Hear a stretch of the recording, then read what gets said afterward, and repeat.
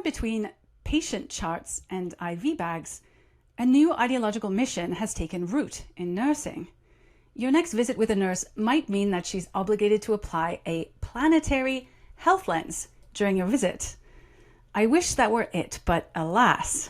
In today's episode, we'll take a look at the 2025 Canadian Nurses Association's Code of Ethics. And for all of you proudly proclaiming that woke is dead, I encourage you to stay tuned. I'm Melanie Bennet. This is Disrupted.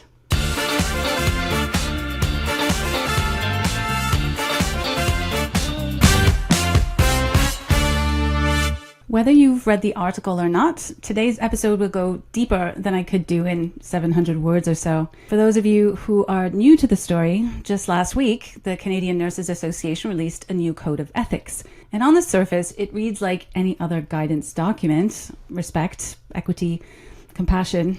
But just beneath the surface is something quite different. Politics. What else? Not just any politics, of course. Intersectional social justice and all the other usual suspects. And what better way to start the show than by sharing the Canadian Nurses Association land acknowledgement? I know, just bear with me on this. Here in the land acknowledgement, the Canadian Nurses Association acknowledges that the land colonially known as Canada is and continues to be the home of diverse First Nations, Inuit and Métis people, and acknowledges them as the traditional owners and custodians of these lands. I mention this because I think it's going to come in handy later. So right from the introduction, you get a sense that the code is a set of metaphysical claims rooted in radical leftist scholarship like critical race theory and maybe post-colonial theory. If we look here, it says the Code of Ethics reflects the CNA's commitment to diversity, equity and inclusion and anti-racism. And it also acknowledges the historical and continuous impacts of white, capitalized, European-centric models of nursing and health have perpetuated on on the perpetuation of anti-Indigenous racism, anti-Black racism, and other types of racism. So it's the same language that we see again and again and again, only this time in nursing. And this is a real departure from bedside care or patient dignity. Reading through the code feels like a call for re-educating nurses to see themselves as climate activists, decolonial warriors, and spiritual interpreters of planetary health. While the code does include values that you might recognize for nurses, like respecting patient choices and providing compassionate care and showing integrity on the job, it also includes a whole values section dedicated to promoting social justice. So right off the start, we're saying that a political ideology, namely social justice, rooted in a distinct set of philosophical ideas from Marx to Fanon to Butler, is considered a professionally required ethical behavior. Ethics codes are supposed to establish professional boundaries. That's a good thing. They tell practitioners what counts as misconduct, what principles should guide their practice, and where to draw the line between care and harm. But the new CNA Code of Ethics muddies that line. It does ask nurses to view patients, institutions, and even themselves through an activist lens. We're not really dealing with ethics so much anymore. We're dealing with ethics as a political doctrine loyal to Herbert Marcuse's no tolerance from movements to the right. It's not explicitly stated in this document, but the social justice scholars that underpin the ideas in this document absolutely are explicit about that. Now, let's take the section 1.4.6 when it talks about, modeling a respectful and inclusive environment that is free from any form of workplace harassment, bullying, violence, and all its forms. Sounds great. We don't want that. 1.4.9, refraining from acting in a way that may cause harm to another person. Again, on the surface, that is what we want. But let's take these words a little bit further. Let's dig deeper into the meaning of some of these words and what's happened in the past. As I'm sure you're aware, dear viewer, that these terms have experienced so much concept creep over the last decade that not wanting your daughter to share a changing room with a trans-identified male is probably considered an offense under all of these categories. Other regulators haven't hesitated going after professionals who don't align with this new morality. In 2022, Dr. Jordan Peterson faced disciplinary action from the College of Psychologists of Ontario for his public statements criticizing gender ideology and social justice principle, something for which he's quite well known at this point. The CPO felt that Dr. Peterson's dissent was discriminatory and unprofessional. The complaints were centered on his tweets and interviews and perceived transphobic microaggressions, despite no direct link with his clinical practice. Now, the CPO was clearly able to exceed its mandate, ordering re-education or else license suspension. If a regulatory body can go after Dr. Peterson, probably one of the most famous Canadians, for views on cultural ideas in his own time, imagine what they can do to you within your own profession, under the concept of harm, right? Causing harm, which is kind of what Dr. Peterson was accused of doing. So in Dr. Peterson's case, the overreach was upheld by the Ontario Divisional Court, and it highlights how regulatory bodies can stretch their authority to police legitimate speech that doesn't really align with the value of promoting social justice, as the code puts it.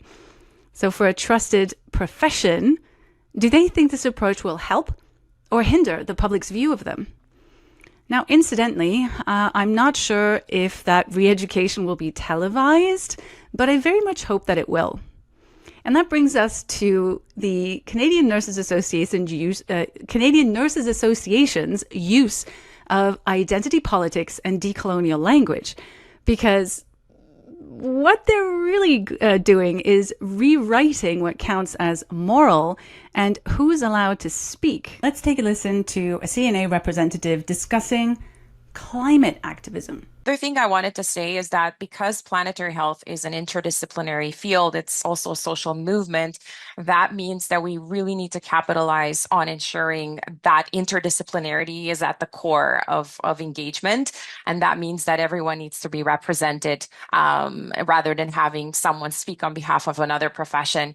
And so that also kind of aligns with when we talk about equity. What does equity mean when we talk about representation from socially disadvantaged groups in decision making? So I think with respect to making sure that planetary health is addressed within different settings, one thing I wanted to kind of end on is that they also need to be taking into account the different contexts of practice from a demographic, geographical region. We know that Canadians across the country live in very diverse settings, from urban, rural, and remote. And we also know that different populations have very distinct needs. And so remembering to do with and not to, or not for, but rather with and in partnership, especially when it comes to working alongside Indigenous communities, is really key in making sure that we really are aligning with planetary health principles.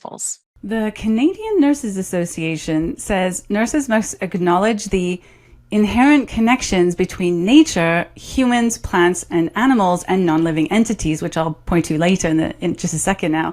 They call it the planetary health lens, which is what we heard in this video, obtained from Indigenous epistemologies, that it must guide not just cultural awareness, but scientific research, clinical intervention, and policy advocacy. That sounds like a recipe for disaster. And this is basically metaphysics. I'm not sure how this will be applied in practice because the code doesn't really go into that, but I'm sure there's many papers possibly outlining their ideas of what that looks like. I've been trying to find out by accessing publicly available training seminars. Often they get posted online, but what I managed to find wasn't especially insightful. What's concerning is the way that the language is used. So nurses must support planetary health. They have an ethical responsibility to climate change activism. So where is this coming from? As it turns out, there's a whole position statement giving us this information. I think it's pretty clear from the language that they mean business. It's not just some virtue signal in the Code of Ethics. Canadian nurses have fully embraced that their role now includes climate change and decolonial activism in all areas of the field, including clinical care. So what is post-colonial theory? Well, let's quote from Frantz Fanon, shall we? One of the founding scholars and most respected scholars, and see what he has to say about that. In Wretched of the Earth, Fanon's core argument is that decolonization is intrinsically violent phenomenon that it involves complete and uncompromising replacement of the colonial or the settler peoples with those that have been colonized. So, in other words, we'll talk about land back in a minute, but for now, let's quote Fanon. Quote, "Colonialism is not a thinking machine, nor a body endowed with reasoning faculties. It is violence in its natural state, and it will only yield when confronted with greater violence." So what is he saying here? He asserts that colonialism itself is a system of violence, and that the only effective response to that violence is counter-violence that surpasses it, right? So framing violence as a necessary tool for dismantling this colonial oppression. Fanon doesn't mean hurty words either. How about another quote? "Violence is a cleansing force. It frees the native from his inferiority complex and from his despair and inaction. It makes him feel fearless and restores his self-respect." Again, what is he saying? He's saying that violence serves as a psychological tool. It's liberating the colonized mind from the dehumanizing effects of colonial rule by restoring agency and dignity. But all of that is done through violent action, violent force, violent overthrow. And we've seen this in other third world countries or developing countries in the past. And now we're pushing that. Whether these nurses know the underlying principles of their own ideology or not is kind of irrelevant. We're sort of seeing that creep in the Nurses Association.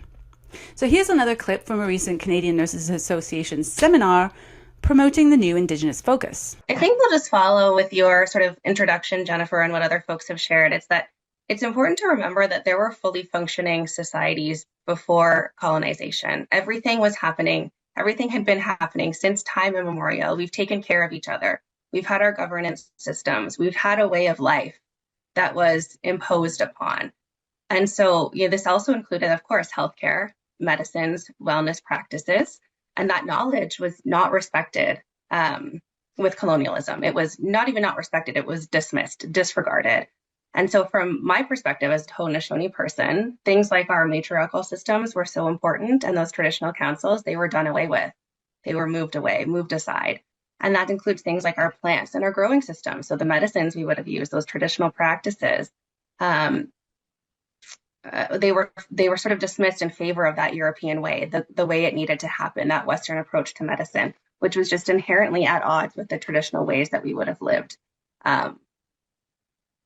when we were in our own spaces, longhouses. We couldn't live in community the same way.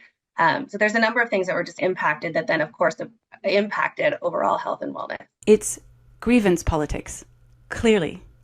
But it's not just for citizens of European descent. If you're a recent immigrant, you're included in this. A few months back, British Columbia NDP MLA Rohini Aurora urged all Canadians to call themselves settlers, uninvited guests, and colonizers as a kind of a moral duty. She called it a gesture of reflection. A few weeks ago in estimates, I heard the member for Columbia River Revelstoke express discomfort with the terms settler, uninvited guest, and colonizer. That prompted me to deeply reflect on where these terms come from and why they matter. Even if we didn't personally cause colonization, we live in a country shaped by it. That's why many non-Indigenous people, including myself, use the term settler, uninvited guest, or for white folks who self-describe as colonizer. It reminds us that we are here because of a colonial system that still impacts Indigenous communities today. Through historically underfunded services, title rights, over-policing, boil water advisories, the legacy of residential schools, and missing and murdered Indigenous women, girls, and Two-Spirit people. Some may feel uncomfortable with these terms, but they are not meant to divide us. When we understand the history, we see why they matter. These words remind us that we live, work, and benefit from being on Indigenous land that was often taken without consent, especially here in British Columbia. Unceded means unsurrendered. I am a settler. I was born here, but my family came from India through Canada's colonial immigration system, a country and system built on the displacement of Indigenous peoples. That truth doesn't exclude anyone. It includes all of us in a shared responsibility. True reconciliation means recognizing that Canada was built on the lands and suffering of Indigenous peoples. It's not about blame, it's about a shared responsibility. It's not about division, it's about building honest, respectful relationships so that we can chart a new path forward together. And one that centers First Nations, Métis, and Indigenous people. When we self-refer as settlers, it's a signal to Indigenous people that we understand the history of colonization. And I urge all members here to do the same. Thank you, Mr. Speaker. Now, Rohini claims that this isn't about blame, but I think it kind of is. The scholarship makes no bones about it. Those born with the settler title, born in the settler group, are by definition part of the problem. And that's why the code provides this handy guide to land acknowledgement etiquette. It's asking you to say where your ancestors originated from, as though the fact that your great-great-great-grandparents moved to Ontario, say in 1850, marks you as some kind of inauthentic citizen or inauthentically belonging to the land. They must accept a lower moral status as a result. Refusing to do so might have you dismissed as, I don't know, racist, harmful, or worse, colonial. Now, remember the land acknowledgement from the start? That Indigenous peoples are the rightful owners of the land. That's land back. It's just a hint at land back. Let me just read to you a quote from an essay that I recently published. It's called Settlers, Colonizers, and the Politics of White Guilt, published on the Correspondence Theory Substack this spring. In it, I said, the land back movement is a political engine that lurks behind these acknowledgements, these land acknowledgements. The premise is simple. Land taken or unceded must be returned.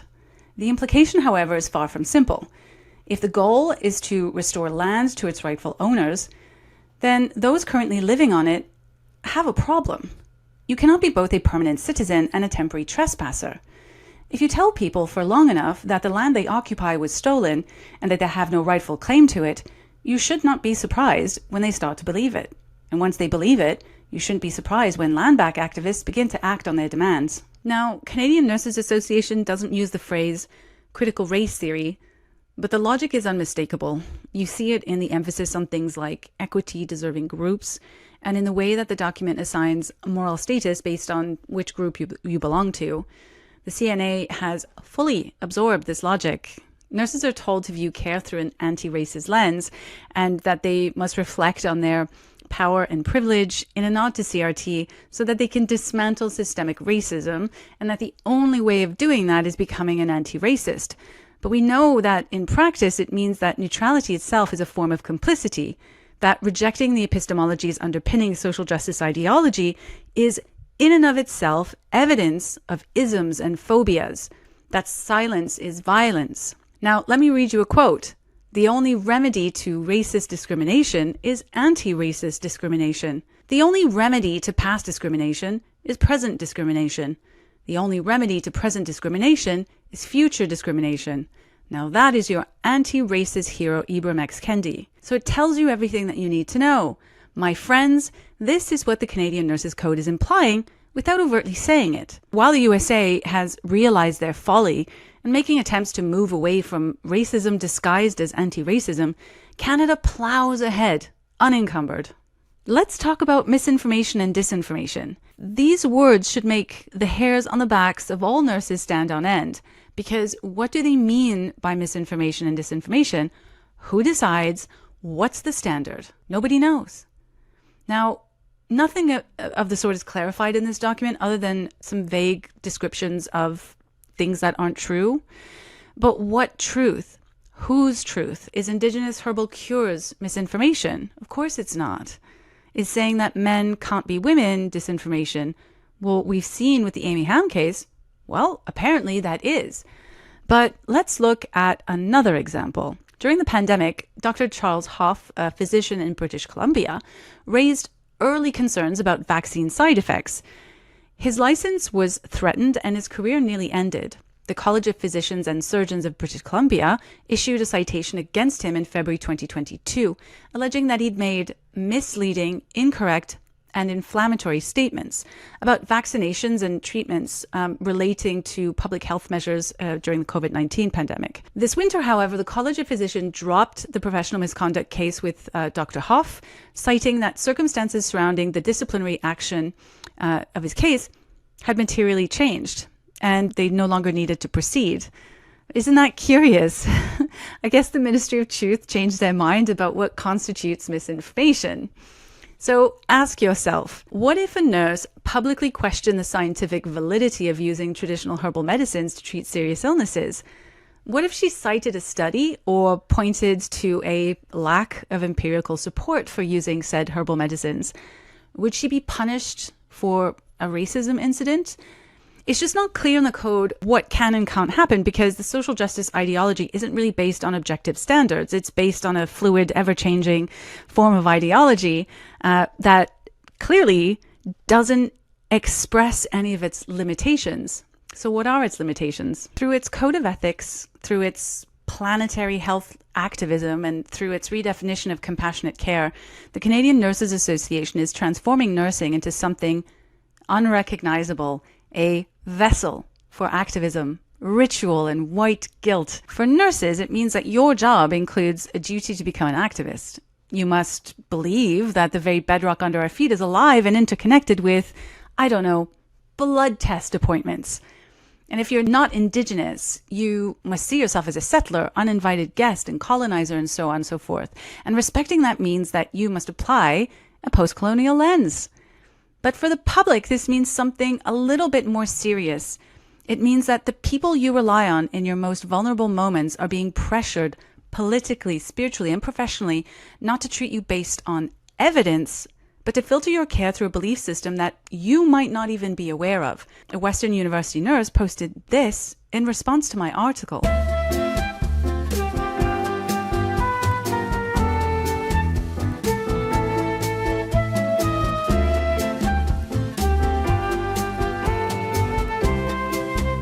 Just as Lysenko discarded genetics in favor of politically proved pseudoscience, today's health regulators are discarding objectivity to appease ideological orthodoxy.